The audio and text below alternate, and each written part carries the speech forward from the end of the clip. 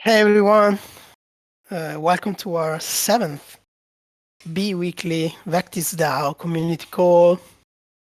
So this will be a quite uh, relaxing call because we will dig down into the new features and fixes on our VectisDAO, Vectis Browser Extension Wallet. So yeah, we'll start working with this application. We're very happy and we can wait to also work on the UX in order to make it, more acceptable to the average user.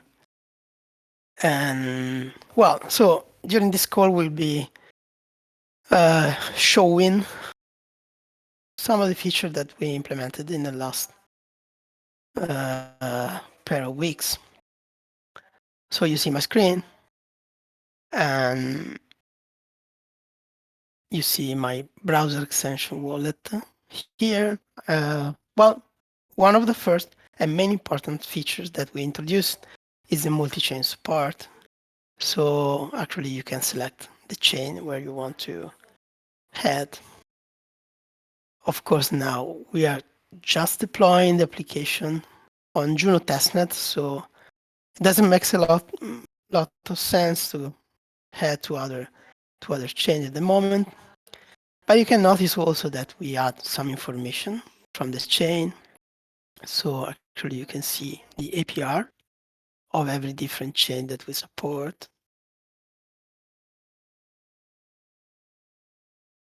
E-grade, cache, etc. We deployed and we, of course, updated the contract on the base of the latest Juno testnet chain. So you see my wallet at the moment, I'm working with a local user. The label is called like my nickname. You can say AG or AG, it's the same. And this is my local address. If we browse our other accounts, you can see that I have two smart contract wallets. One is on the old chain, so I won't be using it. The other one, just created, is on the new testnet chain. And yeah, one of the features that you can immediately notice is that the dApp, which we are logged to, is updated immediately, is notified about the switching of the account. And so in this moment, I could operate in the dApp with a smart contract wallet identity instead of the local one. But let's go back to the local user. We also improved the speed of switching between an account and the other one. There is a new interface, which I cannot show now, related to adding a new chain. And as always, this is an operation that is asking authorization to the user. We then try to fix some security features. You know that in our configuration of the wallet, there is the possibility to choose between unsafe mode and safe mode. This basically, it's a decision point for the user to access or not show at all the seed phrase. We're committed to mass adoption of crypto wallets. You know that we are trying to combine self-sovereign identity with a typical blockchain wallet. And for us, the seed phrase is something that it's really far away from the average user in terms of capability of management and keep it secure. So that's why we introduced the guardianship services that should allow the user to be safe with its own keys until it's lost the device or other ways to disrupt the keys, and it can get help from guardianship in order to perform a key rotation with no need of backing up any seed phrase. But anyway, here we are in a very intense development phase, so the user can still decide to go unsafe and have access to all the details. Okay, so if we are going to create a new account here, and we can decide to look or not to the word seed phrase. How? Not in the uh, creation wizard, but then here we can export the mnemonic.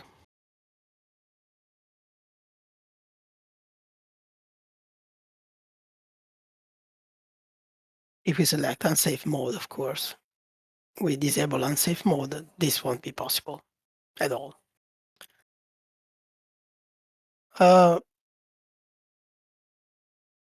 Another important and major features, we finally implement the send token transaction. So directly, initially, this could be done by the dApp. So we could use the dApp to transfer the funds from the smart contract, but now we can do it directly from the extension, both from the local account and from the smart contract wallet. For instance, now I'm using two extensions here. So I have Vectis Browser Extension, I have Kepler 2. This is actually one of the guardians. So let's pretend that I want to fund the guardian in order to have token to perform a key rotation when it needed. So I will send some Juno testnet token from my smart contract wallet directly to the guardian. So I'm selecting the smart contract wallet. I'm copying the address in Kepler, and I'm sending token there. Let's send one token.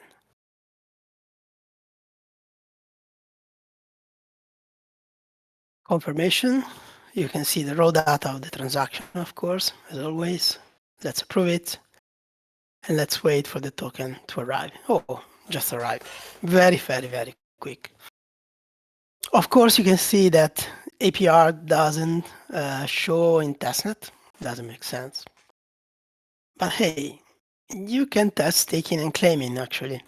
If you see my view here, you see that the 4 Junos that I have are split in 3 Junos immediately available and 1 Juno staked.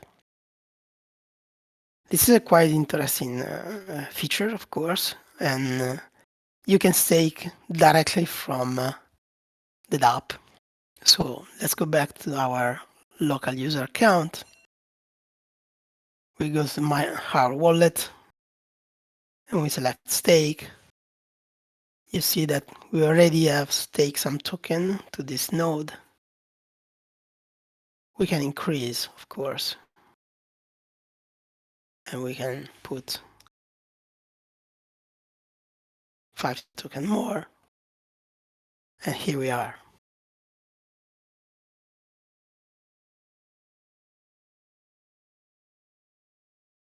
Perfect.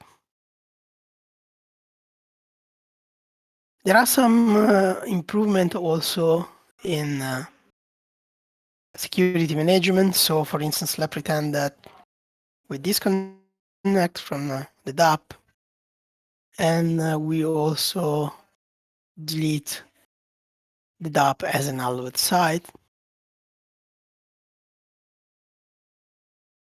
And so of course, when we connect, we will be asked about for permission to log into the app. Another fix that we introduced was related to So, the sorry, Egidio. locking. You Yeah. ha you have the website, the screen. You have the window in full screen, so we can see the window pop up. Oh, let's try to do this way. Maybe it's better.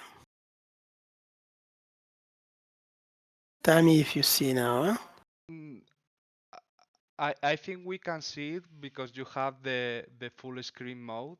So and I like don't, it's actually, I don't have it. oh I don't know okay. how. Okay. I don't have it. So I'm just trying to reduce the width. Oh, but you are sharing only that screen in Yeah. Discord. Okay. Ah, okay. So you don't see the pop-up, Yeah, right? exactly. Ah, okay. So let me share the whole screen. So let me go back. Yeah, and I think when you were showing the transaction detail, that was also in a pop-up maybe. I think it didn't come up.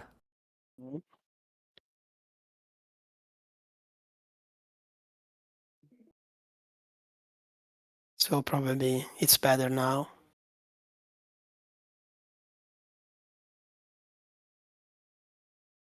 Yeah, it's better. So you can see Kepler.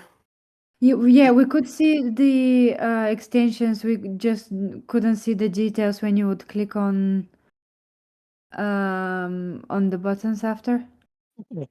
So I don't remember if I already deleted the website. I think so, but let me check. All of its side, no all of its side here. So we connect the wallet. Now you see the pop-up, right? Yeah. Okay. You couldn't see the pop-up before. No. When you were showing the transaction again, we couldn't see. Okay, perfect. So you see the user has to allow connection, but also in case of the browser extension locked. So let's sign out here. We do a refresh here, and the user will be asked to unlock before connecting, even if the dApp is already allowed. Um, so I think that you didn't saw also the token sent from one browser to the other, one browser extension to the other one. So I will send back token to our browser extension wallet, and this gives me the opportunity to show another main feature that we added, that is the feedback on copying the address. It's a very little feature, but really important. So we go back to Kepler, and we send back the token to our extension wallet. Insufficient fund. Okay.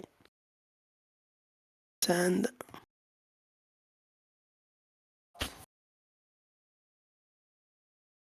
And they are gone. Here we are. Oh, by mistake, I sent those tokens not to the smart contract wallet, but to the local account. No problem. You remember we have feature to top up, and so we can move this token to our smart contract wallet.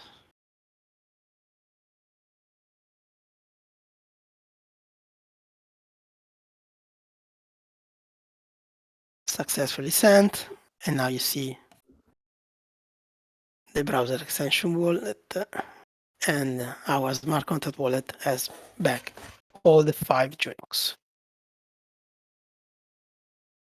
Another feature was exposing in the option all the endpoints that we are using for every chain. So you're free to change that. Maybe you're doing some mistake here. You save it. Well, you can reset to the default factory. And you can do it directly in this view, switching from one chain to other without having to select on the main drop-down list in the main view. Actually, this is quite cool. Well, I think I browse over all the features that we introduced. What are the next steps? So At the moment, we are working really hard to deploy in other two chains using IBC features, and we're talking about specifically T-grade. Probably there will be another chain following T-grade, but in the end, we have a DAO on Juno.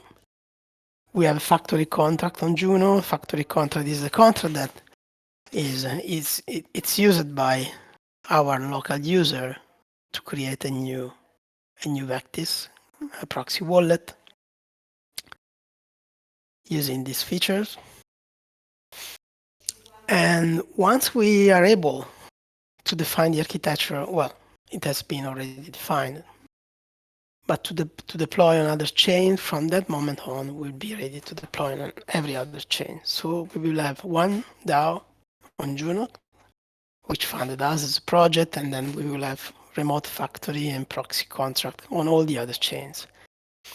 Through the browser extension, you will be able to browse on these other chains, perform IBC transaction. But finally, our main goal is to combine SSI with DeFi.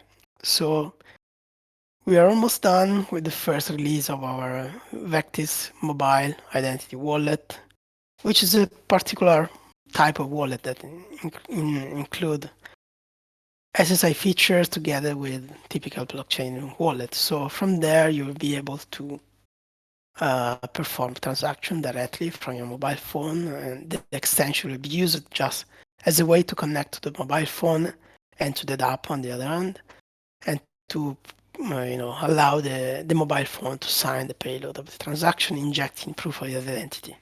And this goes back to the other demo that Belsi shows in one of the previous call, and also recently we demonstrate at Rebooting the Web of Trust conference. What's next also on our pipeline, of course, is the fully redesign of the user experience and graphic design.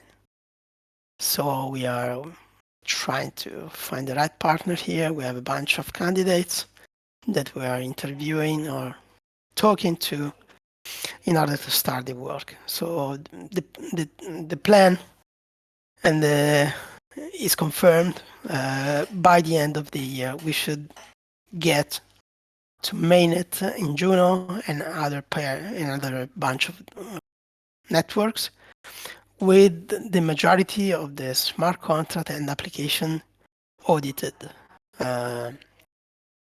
which is essential, of course, to such job. I know that Javier worked also on the Cosmos Kit feature. So Javier, do you want to add some information on that? Yes, thank you, Egidio. I would like to add that we have a client library for the extension.